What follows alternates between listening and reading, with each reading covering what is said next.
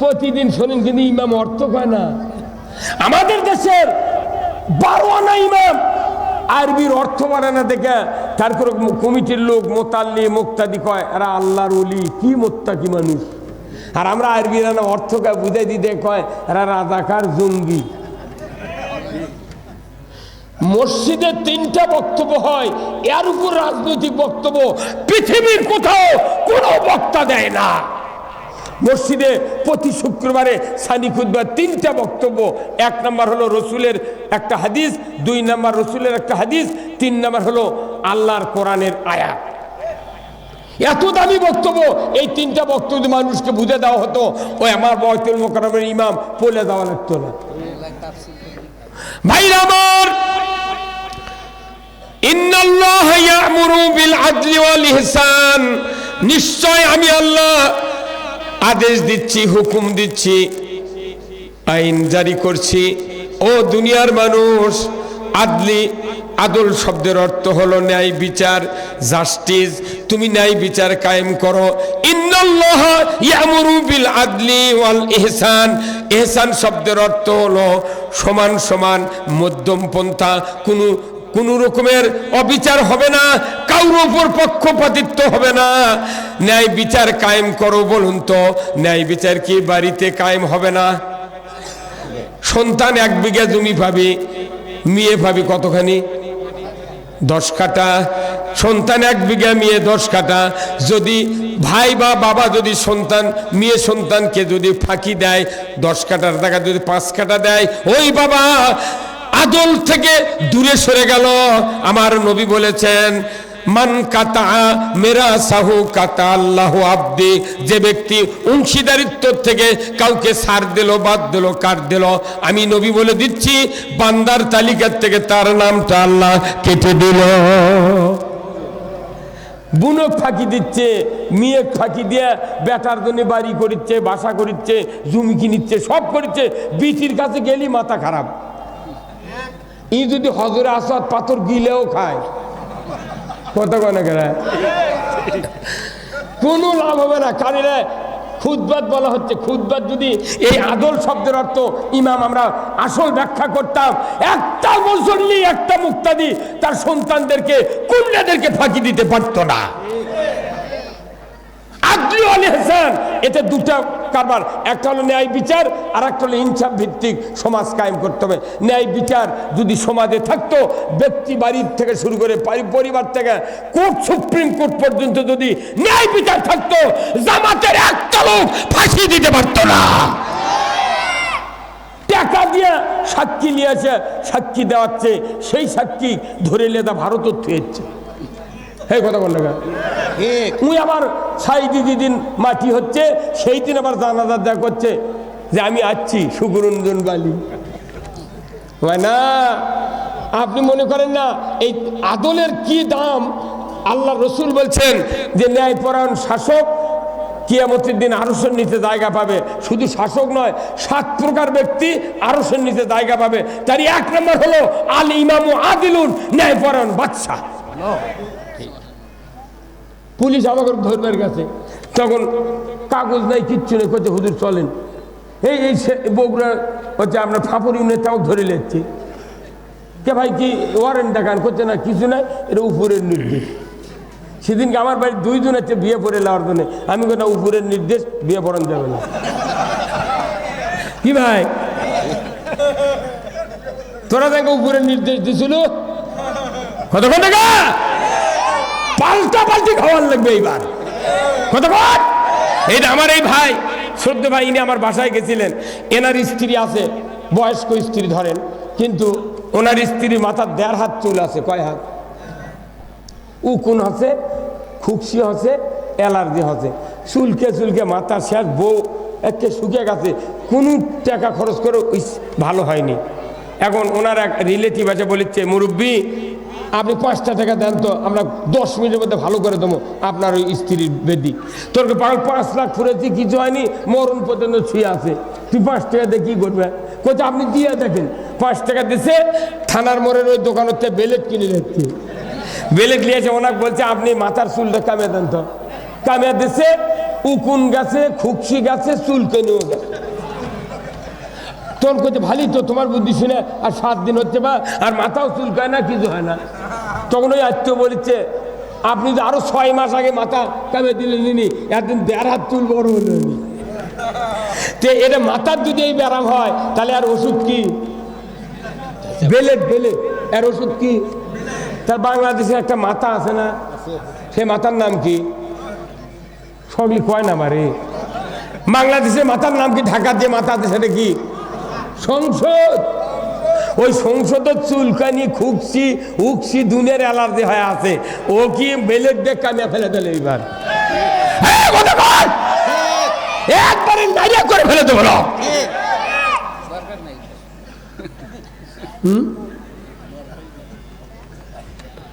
ওই জায়গা হলো বাংলাদেশের শান্তি অশান্তি কায়েমের জায়গা হলো সংসদ।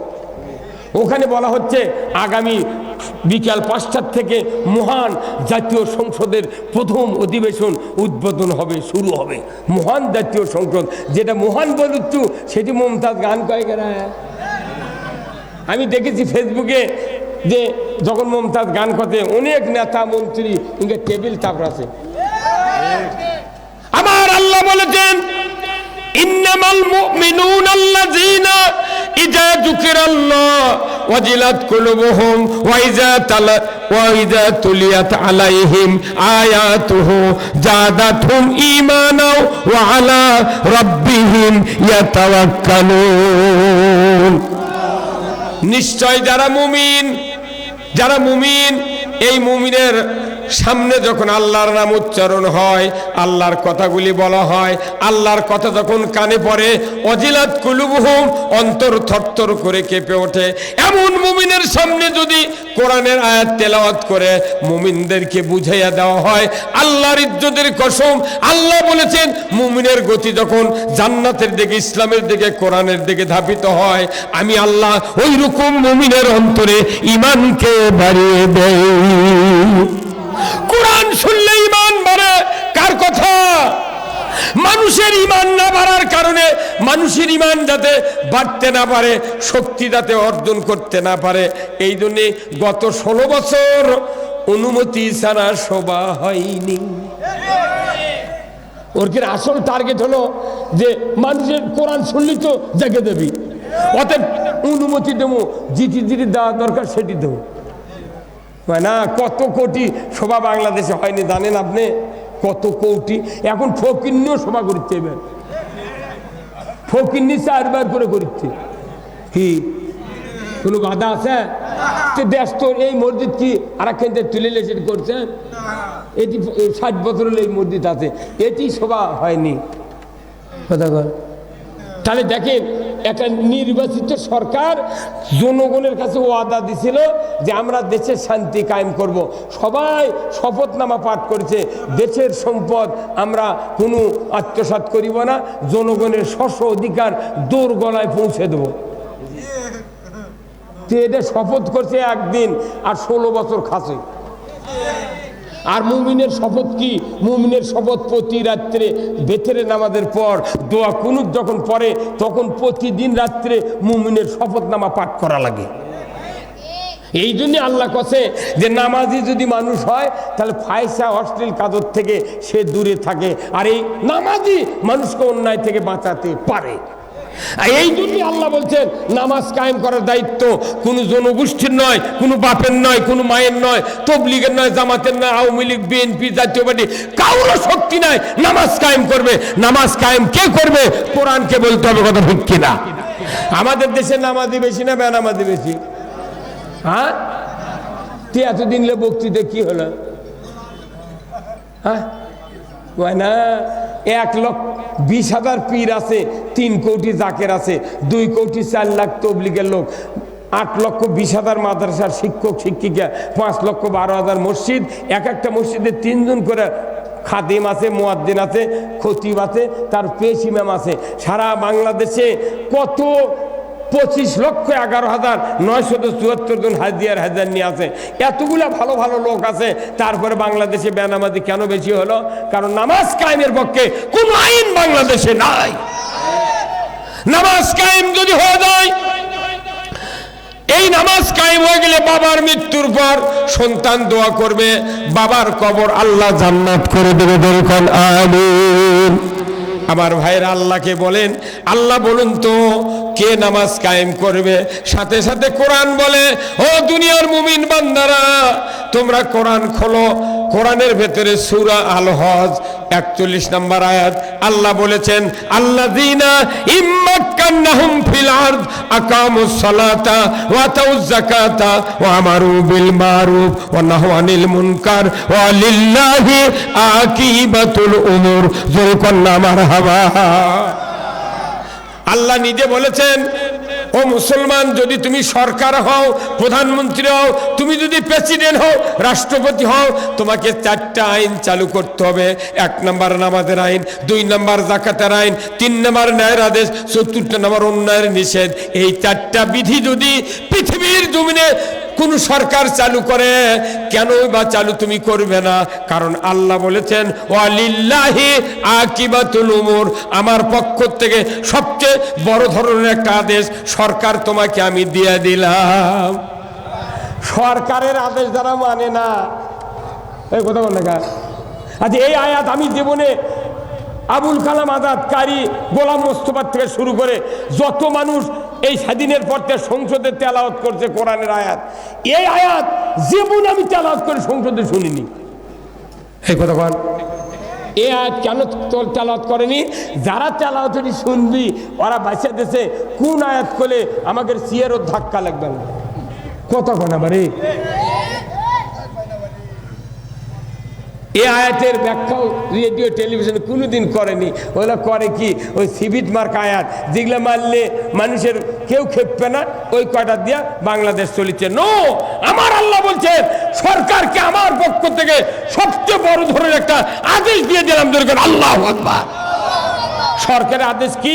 তুমি প্রধানমন্ত্রী হবে, নামাজ কায়েম করো। সরকারের আদেশ কি? প্রধানমন্ত্রী হবে, যাকাত চালু করো, সুদ বন্ধ করো। আমাদের দেশে 17 বার প্রধানমন্ত্রী দায়িত্ব পালন করলো। এই দেশে 54 বছরে সুদ চালু বন্ধ হয়নি, চুরি বন্ধ হয়নি, জেনা বন্ধ হয়নি, অন্যায়, ঘুষ, মদ, জুয়া কোনোটাই বন্ধ হয়নি। কিছু করবেন? কোনো কিছু বন্ধ হচ্ছে ভাই? কোন কিছু বন্ধ হচ্ছে? বন্ধ করা তো দূরের কথা, আর ওরা ঘাসের বিচি বুনিছে। হ্যাঁ হ্যাঁ, রে কত নেতা রে। বগুড়া লটারি চললো রে, আমার কলজা ফাটা যায় ভাই। বগুড়া লটারি রে, মাথায় নষ্ট রাত যাক মামা। 2300 সিএনজি সারা বগুড়া একবারে কুফুরি কাজ দিয়ে ভরে ফেলে দিছে। হ্যাঁ কথা বল। বগুড়া শহরে কমপক্ষে 700 মসজিদ আছে, 350 মাদ্রাসা আছে, বড় বড় মুফতি, কত পুলিশ অফিসার, কত ডিসি, কত নেতা আছে। একটা লোক কি মানা করা লাগবে না? এই কথা বল। বরং তো ওরা উঠতে ভাগ খাচ্ছে। কথা বল। এই কথা কলি কয়, ও কি ধরে কি করবো? এই যে দেশে তখন চুরি হচ্ছে, রাত্রে গাড়ি নিয়ে যাওয়ার বুদ্ধি নেই, গাছ ফেলে দেয়া। আমি সরকারকে বলি, ইসলাম যদি এদেশে আল্লাহ কোনদিন কায়েম করে, আর আমি যদি বেঁচে থাকি, বলবো এই রাস্তার সব গাছ কাটে সমান করো, কোনো গাছ লাগাতে হবে। এই গাছগুলোর টাকা খালি এই স্থানীয় নেতারা আর এই স্থানীয় অফিসাররা খায়। 20 টাকাও সরকার পায় না। এই গাছগুলো যখন বড় হয়, কাটে ফেলে দিয়ে রাস্তা ফেলে হাজার হাজার মানুষের ক্ষতি করে। গাছ লাগবে কি কারণে? গাছের পানি করে রাস্তা ফাটিয়ে এমনি পচে যায়। এই কথা কোন না ঠিক? আবার পুলিশ বাহিনীতে আমার এদেশে যদি ইসলাম কায়েম হয়, সর্বোচ্চ দামি গাড়ি আমি পুলিশকে দেওয়ার জন্য সরকারকে বলবো। পুলিশক যে গাড়ি দিতে, পেট্রোল গাড়ি, কে জনগণের সিএনজি চড়ে পুলিশ পেট্রোল দিবি গা? ঠিক। 5 লাখ টাকা সিএনজি কিনেছে পুলিশ, তুমি এক সিএনজি নিয়ে রাত্রে ঘুরবে? এই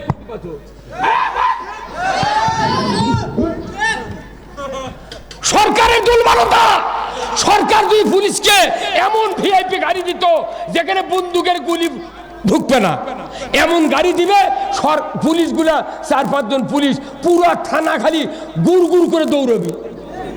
ওর করে দিয়েছে সিএনজি একজনের চালিয়ে দিয়েছে, আর পুলিশের গাড়ি দিয়েছে, পেছন দিকে দরজা নাই, তিরপল দিয়ে বেড়া দেওয়া করছে পুলিশের গাড়ি। কেন এরা এরা এরা ভালো মানুষ দিকে পেট্রোল দেয়, কথা কোন না, এদেরকে দেওয়া লাগবে সেই রকম গাড়ি যাতে বুলেট প্রুফ গাড়ি হয়, সারা থানা ডোর টু ডোর ঘুরে আরো জনগণের নিরাপত্তা দিবি। ওরা এখন দেখিচ্ছে না এই গাড়িটা যদি আমি পাতারের মধ্যে দাঁড়িয়ে থাকি তাহলে আমার পেট্রোল খাওয়া লাগবে। সেই দিন ওর থেকে ঘুরে আসে লোককে বাজারে দোষটা টুপিচ্ছে।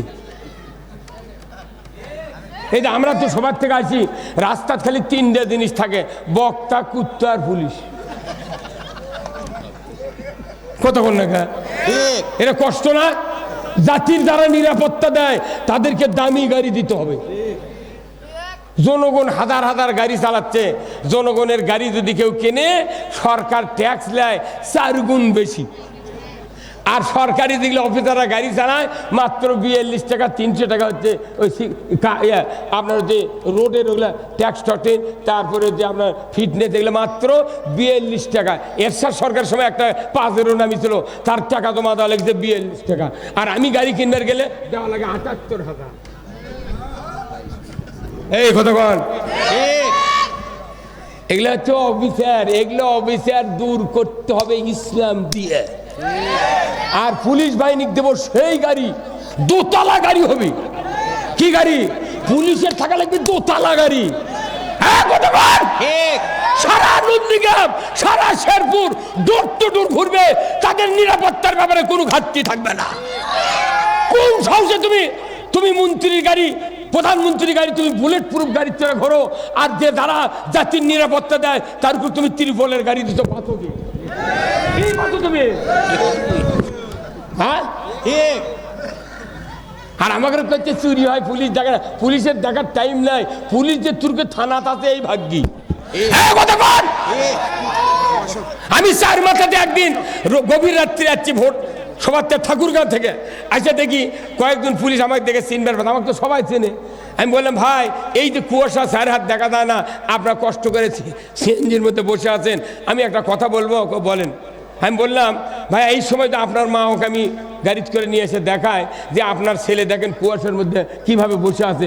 একটা এসআই কত সম্মানী লোক, এই লোকটা দেখবে কুয়াশার মধ্যে বসে আছে, এটা আপনার মা ওকে দেখাতাম, আপনার মাও বলতো বাবা তোর জন্য বাড়ি আছে, ঘর আছে, বিছনা আছে, যদি কাপড় নাও থাকে আমার আসল দিয়ে তোমাকে ঢাকা রাখবো, তোমার চাকরি করা লাগবে না, কুয়াশার মধ্যে মরা লাগবে না।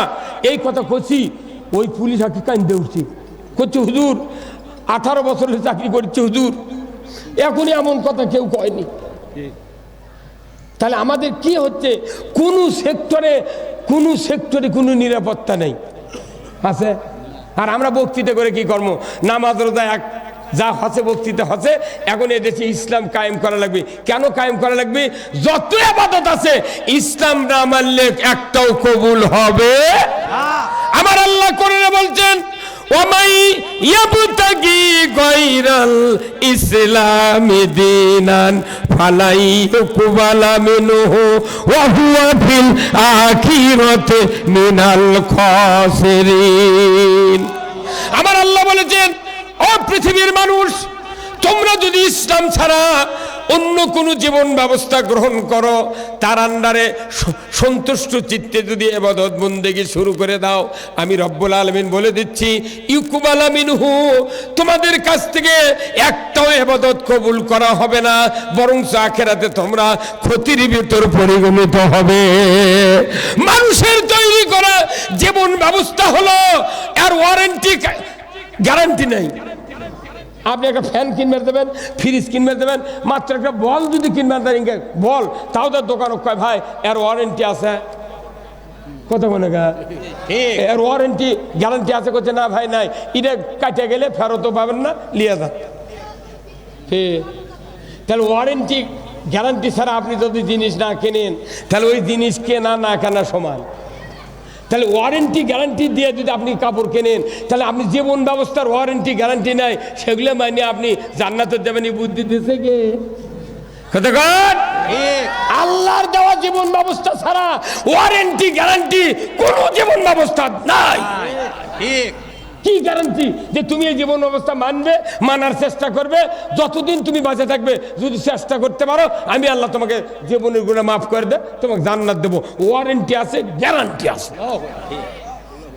ওয়ারেন্টি গ্যারান্টির কথা ইমামরা কেউ কয় না, খালি মাগনা বছর অন্তর 1.5 লাখ করে টাকা লেদা ভোগ দিচ্ছে, বউ চুমা খাওয়া করছে। এটা সেইরকম ইমাম পাচ্ছি, আল্লাহ ইনকা স্বামী তুই বাঁচা তো।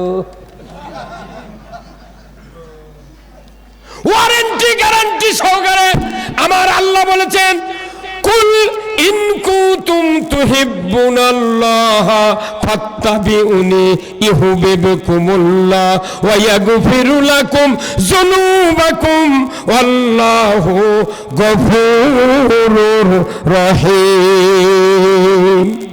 আমার আল্লাহ বলেছেন, নবী আপনি বলে দিন আপনার উম্মতের ভেতরে তারা যদি আমি আল্লাহ আমাকে ভালোবাসতে চায় তাহলে ফাত্তাবিউনি, আপনার যেন অনুসরণ করে। আপনার ব্যক্তি জীবন, পারিবারিক জীবন, সামাজিক জীবন, রাষ্ট্রীয় জীবন, রাজনৈতিক জীবন, বিচারিক জীবন, যত জীবনের দিক ও বিভাগ আপনাকে আমি শিখিয়ে দিয়েছি, এই ব্যবস্থা অনুযায়ী যদি আপনার উম্মতেরা আপনার অনুসরণ করে, আমি আল্লাহ বলে দিচ্ছি ইউহিব্বুকুমুল্লাহ, আমি আল্লাহ তাদেরকে ভালোবাসবো। ভালোবেসেই ক্ষান্ত হব না। ইয়াগফিরু লাকুম যুনুবাকুম, আমি রব্বুল আলামিন তাদের জীবনের গুনাহগুলি মাফ করে দেব। শুধু মাফ করে দিয়ে ক্ষান্ত হব না, আমি আল্লাহ তাদেরকে জান্নাতে ঢুকায়া দেব। তাহলে বলুন তো, আল্লাহর কথাগুলির ওয়ারেন্টি গ্যারান্টি আছে না নাই? আর মানুষের কথা ওয়ারেন্টিও নেই, গ্যারান্টি নেই, তারিফ আছে, দৌড়াচ্ছে। আচ্ছা কোন তো, আমি গতকালকে রাজশাহীতে মাহফিল ছিল তানোরে, মুন্ডুমালা পৌরসভার ভেতরে পাঁচন্দর, কমপক্ষে 1.5 লাখ লোক হয়েছিল। আমি বলেছি যে শোনেন, যদি আল্লাহ ছাড়া কেউ যদি বেহেশত দিবার পারল হইনি, তাহলে জীবন ছেড়ে দিয়ে আল্লাহর বিরোধিতা কর্ম হইনি। কি কথা কর না গা, আল্লাহর বিরোধিতা কর্ম না, কৃষক বেহেশত দেওয়ার আরো লোক আসতো। এরশাদ সরকার যদি বেহেশত দিবার পারে, হাসিনা যদি দিবার পারে, অন্য নেতা যদি দিবার পারে, তাহলে ওই আল্লাহর বিরোধিতা করে বেহেশত উঁচু দিবি। তাহলে আমি বাস্তব করছি, হুজুর কেউ নাই দেওয়ার, তাহলে যাই দেওয়ার আছে তারই আনুগত্য করা লাগবে। আপনার লাভে লাভ কি? তোকে একটা বড় নেতা ছিল বিএনপির, করছে হুজুর এই বক্তৃতা আমি জীবনে আজকে শুনলু। মেয়র, সাবেক মেয়র করছে, হুজুর আপনার বাড়ি আপনাকে দেখলে পছন্দ হয় না, আমরা মনে করছো রংপুরে কামলা হচ্ছে বক্তৃতা করবে। মনে হয় না, আমার খালি একবার খালি সংসদ লিয়া না দেখেন, বাটাম ফাটিয়ে দিয়ে আসবে। এই কথা কন না, হ্যাঁ সংসদ কোরআনের আয়াত কয়, তখন বিরোধী দলেরা কয় বাপরি ও ওয়াজ করিচ্ছে। হ্যাঁ, অথচ সেই মানুষই এখন করছে যে মৌলবীরা বক্তৃতা করে এটা ব্যবসা করছে। কি এই কথা কন না, কয় আল কোরআনের আলো ঘরে ঘরে জালো, এই স্লোগান কোনটি আছে? আপনি জানেন লিল্লাহি তাকবীর, আল্লাহু আকবার, কোরআনে আল্লাহ নির্দেশ দিয়েছেন। সূরা মুদ্দাসসিরের প্রথমের দিকে আল্লাহ বলছেন যে ইয়া আইয়ুহাল মুদ্দাসসির কুম ফানজির, হে কম্বল আচ্ছাদিত ব্যক্তি আপনি উঠুন, লোক কুম ফানজির, লোকদেরকে সাবধান করুন। এরপরে বলছেন ওয়া রাব্বাকা ফাকাব্বির ওয়া সিয়াবাকা ফাতাহির, ওয়া রাব্বাকা ফাকা